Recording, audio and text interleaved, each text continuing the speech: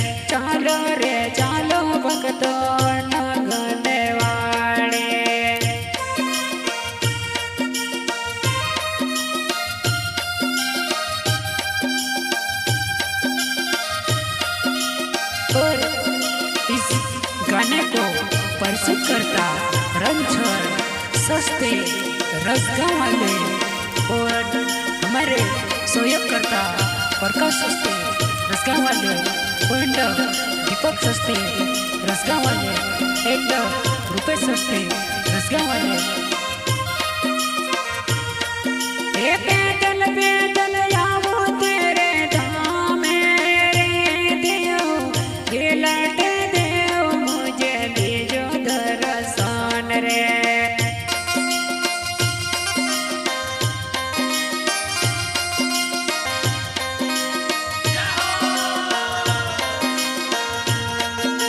पैदल पैदल आवो तारे धाम रे, ये लट देव मुझे दीजो दर्शन।